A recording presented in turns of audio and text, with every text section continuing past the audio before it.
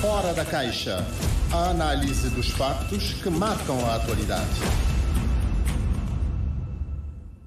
Ora viva, muito bom dia, Carlos Santos. Bom dia, ouvintes da Rádio de Cabo Verde, a todos aqueles que nos acompanham aqui no país, mas também na nossa diáspora. E saudações aos técnicos Daniel Cunha, em São Vicente, na cidade da Praia, o Máriozinho Fernandes. Cumprimentos também ao nosso habitual analista às quintas-feiras, Casimiro da Pina. Ora viva, bom dia. Muito bom dia a todos. Esta disposição, como é que vai? Estamos bem, graças a Deus, está tudo graças bem. A Deus, certo. Continuação então de um excelente dia e de uma boa semana. Igualmente para todos nós. Sim, temos alguns temas para analisar. Ontem ouvimos o primeiro-ministro Ulisses Correia Silva a dizer que acredita que a colocação de Cabo Verde na chamada lista amarela pelo governo dos Estados Unidos da América não se deve a questões políticas ou algum desencontro com a nova administração norte-americana, e assegura que a relação entre Cabo Verde e os Estados Unidos é excelente, portanto, esta relação. E também acredita que pode ser eventualmente por causa de algum incumprimento que possa ser sanado. Ora, Casimiro, precisamente, Cabo Verde tem de ver o que é que se passa para evitar que os cidadãos cabo-verdianos sejam restringidos nas viagens a um país importante para o desenvolvimento de Cabo Verde, onde temos também uma grande comunidade. Sim, sem dúvida alguma. Os Estados Unidos da América sempre foram um destino importantíssimo para nós, os cabo-verdianos, e é bom que o Estado de Cabo Verde continue a ter uma boa relação com os Estados Unidos da América. Portanto, estou a falar de relação Estado a Estado. Cabo Verde hoje partilha, desde a Constituição de 1992, sobretudo, Cabo Verde partilha os mesmos valores políticos que os Estados Unidos da América. Portanto, tem os mesmos valores. A democracia, a garantia dos direitos fundamentais, a separação dos poderes, a fiscalização da constitucionalidade das leis, enfim, aqueles valores que estão plasmados de uma forma sintética na Constituição Democrática que nós temos hoje em Cabo Verde, de 92. E, portanto, os Estados Unidos da América sempre foram, para além de receberem os nossos emigrantes, como o senhor jornalista disse, e muito bem, é a nossa maior comunidade na diáspora, mas para além disso, a América também tem sido uma fonte de inspiração, aliás, não só para Cabo Verde, para todo o Ocidente. Por acaso eu fui professor de História norte-americana, História política e constitucional norte-americana, e gosto muito da América. Eu tenho uma grande simpatia, para além dos governos e das administrações circunstanciais, tenho uma grande simpatia pelos Estados Unidos da América, porque eu dizia sempre aos alunos que a filosofia política ocidental de todo o Ocidente, portanto, a configuração atual da filosofia ocidental, portanto, isto devemos muito aos Estados Unidos da América e, portanto, à Revolução Americana e à Declaração de Independência, que foi escrita por Jefferson, depois deu origem à Constituição de Filadélfia, tudo isso.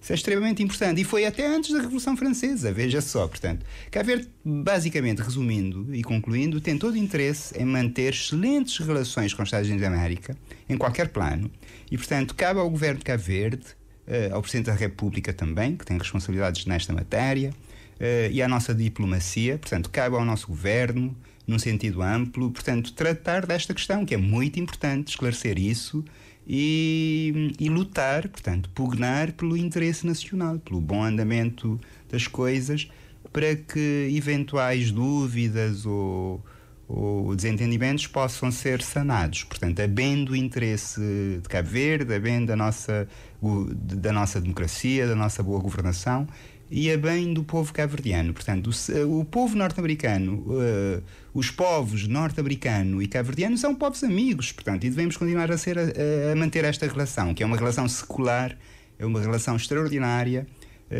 e, portanto, há uma amizade muito antiga, há uma aliança antiga que deve ser mantida, é isso. Ou seja, a nossa diplomacia também aqui tem um papel importante, entre aspas, a jogar junto das autoridades norte-americanas. Claro, é preciso. A nossa diplomacia tende a agir com prudência, mas também com inteligência estratégica. Portanto, basicamente, tentar mostrar aos nossos aos congéneres norte-americanos, que Cabo Verde sempre foi um grande amigo dos Estados Unidos, e de facto assim é. E que sempre tivemos historicamente excelentes relações, que o nosso país politicamente partilha dos mesmos valores que os Estados Unidos da América, como já expliquei. Isto é importantíssimo, esta base filosófica, histórica, etc. É importante que a nossa diplomacia possa mostrar isso, consiga mostrar isso aos Estados Unidos da América. Portanto, isto é que faz a aliança, a nossa grande aliança histórica, política, etc. E Cabo Verde sempre esteve ao lado dos Estados Unidos da América. Portanto, não há nenhuma razão para que haja eventual algum desentendimento. Não há nenhuma razão para isso. Portanto, é preciso esclarecer esse assunto, que é um assunto de relevante interesse nacional. Podes dizer que fomos apanhados de surpresa com esta lista? A diplomacia, a política internacional está a mudar. Portanto, isto nada é estático. Portanto, as coisas vão mudando. Portanto, Cabo Verde tem de estar atento. Cabo Verde tem de estar atento e tem de defender os seus interesses. Os seus interesses e os seus valores. Portanto, eu costumo dizer sempre que a nossa diplomacia tem de ser, e é isto que eu caracterizo e sempre caracterizei como diplomacia inteligente. Já falei disso variadíssimas vezes. A nossa diplomacia tem de conjugar duas coisas simples, mas fundamentais. Tem de ser uma conjugação entre os nossos valores e os nossos interesses. É isso. Mudando de tema, na semana passada o MPD assinalou 35 anos de existência. Houve um encontro de reflexão, contou com a presença online de Carlos Veiga, líder histórico do Movimento para a Democracia, considerado então um dos principais rostos da democracia em Cabo Verde.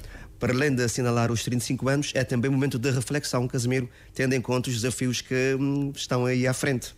Exato, o momento de facto, aliás, acabamos de falar da relação entre os Estados Unidos da América e Cabo Verde, etc. O momento de facto é de muitos desafios. Estamos a viver um tempo complexo, um tempo que exige e exigirá muita reflexão, muita calma, muita prudência, etc. Sim, o MPD está de parabéns, portanto acaba de completar 35 anos. Eu lembro-me perfeitamente, porque eu já estava nos finais do liceu, na altura. O único liceu aqui na praia era o Liceu Domingos Ramos. Era lá que todos nos encontrávamos. E foi uma grande escola. E vivemos com entusiasmo esse momento único de transição. Sem dúvida, o Dr. Carlos Veiga foi e continua a ser uma figura importante. Foi de facto a cara mais visível da transição político-constitucional. O MPD acabou por vencer, como sabemos, as eleições, as históricas e primeiras eleições democráticas de 13 de janeiro de 91. Eu lembro-me perfeitamente disso. Não votei, por acaso, na altura, ainda não tinha idade para votar, mas já estava mais ou menos perto, mas não votei naquela altura, não tinha idade, de facto. Mas foi, de facto, uma jornada democrática única, e é uma coisa que não se pode esquecer. Mas é importante também que se diga, também tenho chamado a atenção para isso, que o MPD é parte de um movimento. O MPD não é um fenómeno local ou endógeno, etc. O MPD é parte de um movimento universal, daquilo que o cientista político Samuel Huntington chamava de terceira vaga da democratização. E, portanto, só se consegue compreender o MPD nesta dimensão única e irrepetível até, se calhar, não é? De mudança de longo curso, que começou com a queda do Muro de Berlim em 89 e com a subsequente derrocada, digamos assim, dos regimes comunistas do leste europeu. Foi uma coisa fantástica ver naquela altura na televisão. A única televisão que nós tínhamos só tínhamos uma única televisão estatal em Cabo Verde, mas todos nós vimos isso, a queda, digamos assim, em cascata e de repente de todos aqueles ditadores um pouco por todo o mundo. Foi uma coisa de facto fantástica.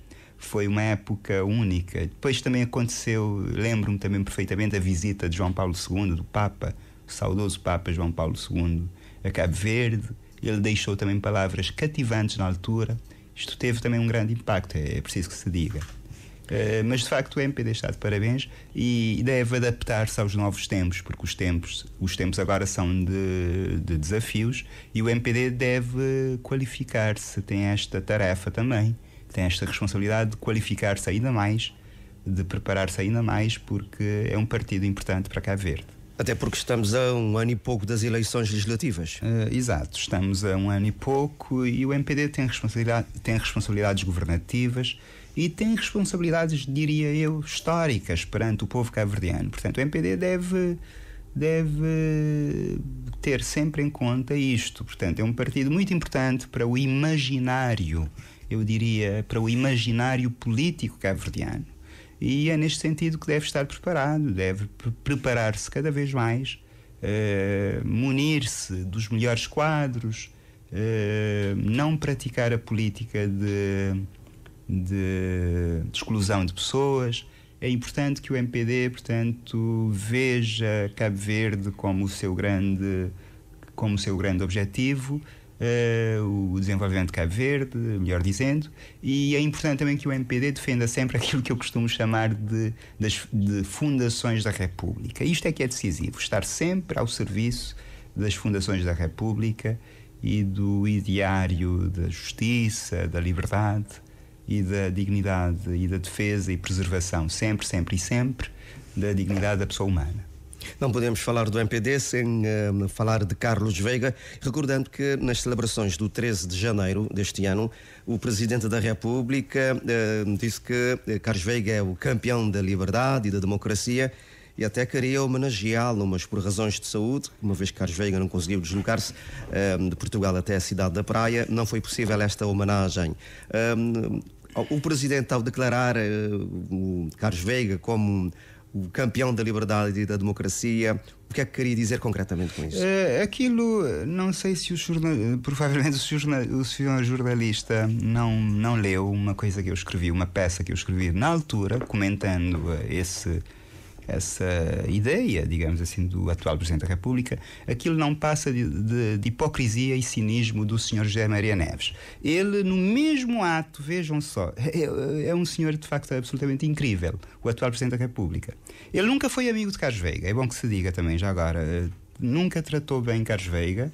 E mais, nunca deu grande importância ao legado político de Carlos Veiga, nomeadamente à Constituição de 92, etc. Nem vale a pena aprofundarmos este tema, porque isto é do domínio público.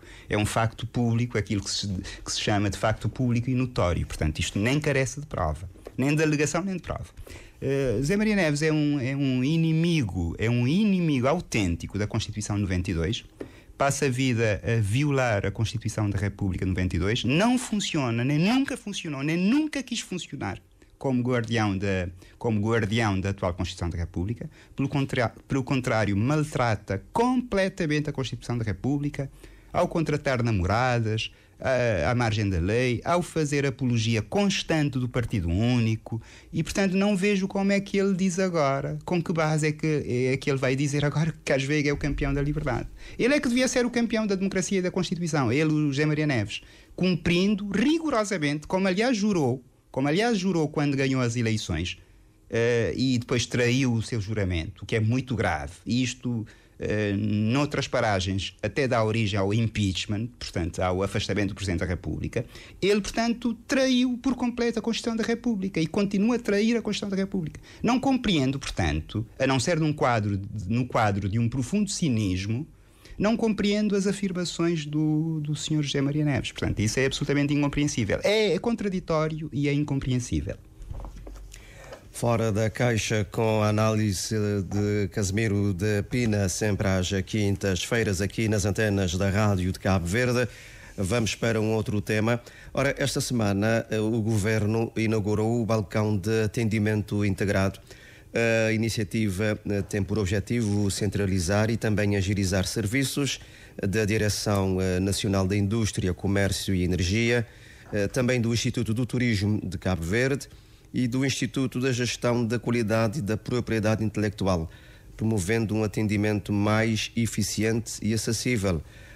E é importante, Casimiro de Pina, muitas vezes centralizarmos de facto alguns serviços por forma a dar maior resposta à demanda. É importante que o governo, a administração pública, os serviços públicos façam isso. É importante que os nossos serviços públicos deem este passo em prol da modernização dos serviços, etc. Mas o mais importante neste momento, portanto, estão de parabéns, portanto, é uma medida que vai ajudar Cabo Verde, etc, etc, vai facilitar os processos, vai facilitar a economia, tudo isso. Agora, uma coisa que o governo deve fazer, pegando nesta sua sugestão a propósito desta medida administrativa, uma coisa que o governo deve fazer é concentrar-se cada vez mais, digo o governo porque o governo tem especiais responsabilidades nesta matéria, é concentrar-se cada vez mais no problema da competitividade, mas num sentido mais amplo, que não só ficarmos por uma medida administrativa avulsa, mas concentrarmos, portanto, vermos a floresta e não somente a árvore. O governo deve concentrar-se no problema maior da competitividade da economia cabo-verdiana, porque a economia cabo-verdiana, não obstante os progressos que o atual governo tem desencadeado com as suas medidas, sem dúvida, mas a economia cabo-verdiana precisa de crescer mais. É muito importante que se diga isto. E é importante também que o nosso país, é uma constatação importante e é uma chamada de atenção ao governo, é importante que o nosso país seja mais competitivo no plano internacional, seja mais competitivo, possa atrair mais investimentos, porque só assim a nossa economia vai crescer mais e só assim poderemos criar mais riqueza e mais empregos para a nossa gente, para o nosso povo. Portanto, é muito importante que se veja a floresta e não somente a árvore. E termos serviços mais eficientes, uma vez que o cidadão reclama também muitas vezes da resposta à demanda. E sobretudo hoje, com as novas tecnologias, as coisas estarão mais facilitadas. Sim, fala-se hoje em dia na transição digital, etc. É importante porque as novas tecnologias, o mundo hoje gira à falta disso, portanto não é possível esquecermos isso. Portanto, Cabo Verde também deve investir, sem dúvida, cada vez mais na educação tecnológica, na educação tecnológica, nas novas tecnologias, tudo isso. Isso é fundamental para o futuro de Cabo Verde. Mas isso tem que ser visto, repito, sempre na ótica de crescimento económico, na ótica de criação de riqueza, na ótica de criação de mais empregos para a nossa gente, para as nossas gentes, para o nosso povo. Isso é que é decisivo. Portanto, é preciso termos sempre em mente os objetivos últimos deste processo de transição tecnológica. Casimiro, antes de finalizar, gostaria que falássemos um pouco... Ainda temos muito tempo. Temos cerca de 10 minutos, já é muito tempo. Sim. Estou a ver aqui o relógio. Sim. O teu novo livro vai ser lançado já no dia 28 de março, não é? Sim. Na cidade 28, da Praia. Sim. Conta-nos resumidamente o que é que traz nesta nova obra. Sim, é a minha quinta obra, o meu quinto livro. Fiz um livro em parceria com um colega. Este é o quarto que eu faço sozinho. E tenho também, como já anunciei, repito, não é propaganda, como costumo dizer. Isto é informação pura. Tenho mais 2 que vão sair provavelmente neste ano, no início do próximo ano, não sei, que já estão praticamente prontos. Mas este, para mim, é um livro especial. É um livro, para já é o primeiro que eu saiba, individual, o primeiro livro jurídico individual aqui em Cabo Verde, que trata de questões ligadas, e trata com alguma profundidade, diga-se, de questões ligadas à advocacia, à deontologia profissional, à filosofia constitucional, à filosofia jurídica, questões de metodologia, que também aqui, metodologia jurídica, que aqui as questões metodológicas aqui não têm sido muito tratadas pelos juristas. O meu livro avança muito nesse sentido, sempre com muita bibliografia, com muita atenção ao direito comparado. Vou à Europa, à Inglaterra, aos Estados Unidos, mas também à América Latina. Os juristas cabo-verdianos parece que dão pouca atenção à América Latina. Eu trago muita pesquisa da América Latina em geral, dos vários países da América Latina. Há lá grandes juristas e podemos aprender muito com eles. E creio, portanto, que é um livro que traz alguma inovação, e traz, sobretudo, muita problematização. O importante hoje na pesquisa jurídica é a qualidade da problematização. Portanto, isso é muito importante. Sabermos questionar o nosso tempo, sabermos questionar a nossa arte, ou se quiserem a nossa ciência, e tentarmos perceber, portanto, qual é a missão específica do jurista neste tempo. Também falo muito, neste nosso tempo, falo muito das novas tecnologias e do impacto das tecnologias ao nível do pensamento jurídico, portanto, o seu reflexo no pensamento jurídico e no fazer direito, portanto, na tarefa prática de concretização do direito. Portanto, ligando isto, repito, com a metodologia jurídica, com os direitos fundamentais. Portanto, é um livro que traz algumas linhas novas de pesquisa, de argumentação, etc. Fala-se também de uma coisa muito interessante, que é o cruzamento entre o direito e a literatura. Também este ponto não tem sido muito tratado pelos juristas. Todos estão convidados. Agradeço a simpatia do Sr. jornalista. Todos estão convidados para o lançamento do livro no dia 28, na Biblioteca Nacional. Repito, isto é informação. E haverá também música ao vivo, também já agora. Isto já se transformou numa marca registada nos lançamentos de Casimiro de Pina. E o próprio autor do livro também vai tocar umas músicas ao lado de grandes artistas e amigos seus. O Casimiro também toca, não é? Sim, um bocadinho. Violão?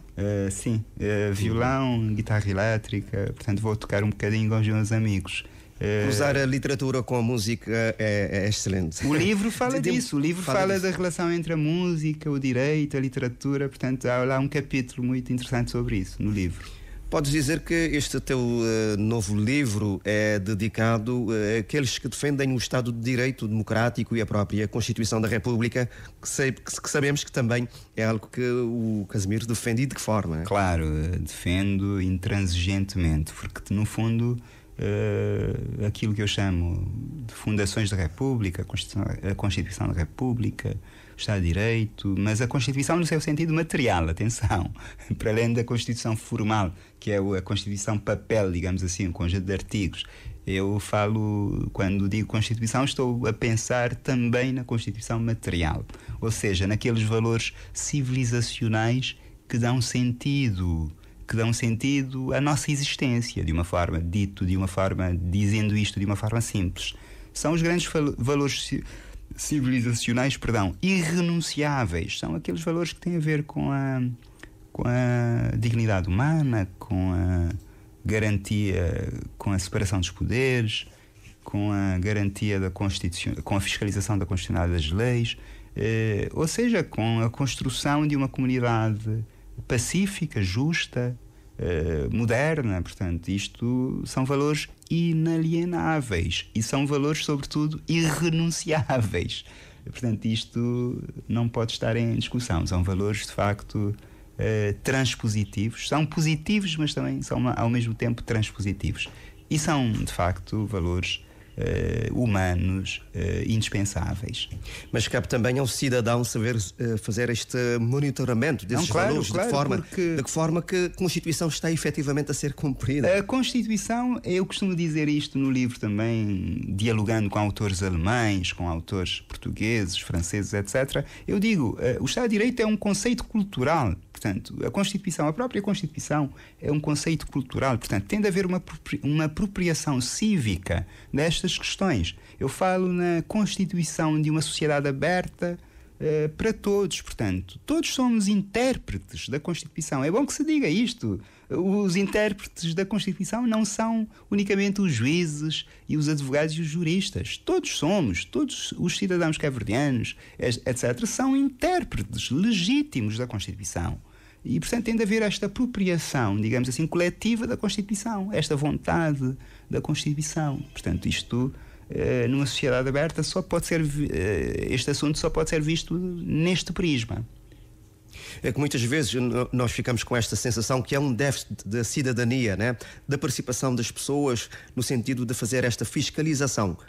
Há necessidade do que aqui? Sim, as instituições, mais discussão, mais debate. Já agora, lá está a importância dos livros. Por isso, mais uma vez, convido todos os nossos patrícios, todos os cabo-verdianos, pelo menos aqueles que vivem aqui na praia, para irem assistir ao lançamento do novo livro, que fala muito disso. Tem de haver uma apropriação coletiva, mas também as instituições públicas têm alguma culpa no cartório, digamos assim, porque muitas vezes não promovem o cumprimento da Constituição, não divulgam os valores constitucionais, não fazem, digamos assim, a pedagogia da Constituição. Aquilo que um grande autor alemão chamava de vontade da Constituição. Portanto, cabe às instituições públicas, cabe também às instituições educativas fazer esta promoção, esta pedagogia dos valores constitucionais, dos valores da civilização, dos valores da Constituição material. Portanto, as instituições públicas cabo-verdianas também devem fazer isso. As escolas também, tudo isso, as universidades, a comunicação social, já agora, e dou os parabéns ao senhor jornalista Orlando Lima, porque no fundo está a fazer isto na comunicação social, aqui e agora, não é? É importante que a comunicação social também faça isso. Nós tivemos uma história difícil em Cabo Verde, difícil porque saltamos do salazarismo, que foi uma ditadura, depois saltamos por passamos para uma outra ditadura logo a seguir, após a independência, e infelizmente, não é? Aquilo durou muito tempo. E, portanto, agora temos que mudar essa cultura política antiga, essa cultura de cariz de feição autocrática. Isso tem que mudar. Portanto, tem que haver uma conjugação da sociedade civil e da sociedade política no sentido de mudarmos a antiga política, a antiga forma constitucional e, sobretudo, o modo de pensar. Portanto, o nosso pensamento tem que mudar e tem que haver esta tal pedagogia da sociedade aberta para todos, da Constituição da sociedade aberta para todos nós. Muito obrigado, Casimiro de Pina, por estar aqui sempre às quintas-feiras no Fora da Caixa da Rádio de Cabo Verde. A continuação, então, de um bom dia. Obrigado, eu, e um bom dia para todos. Muito obrigado. Bom dia, obrigado nós. Já foi assim mais uma edição do Fora da Caixa com o Casimiro de Pina, sempre às quintas-feiras, e às terças-feiras com o Vladimir Silves Ferreira.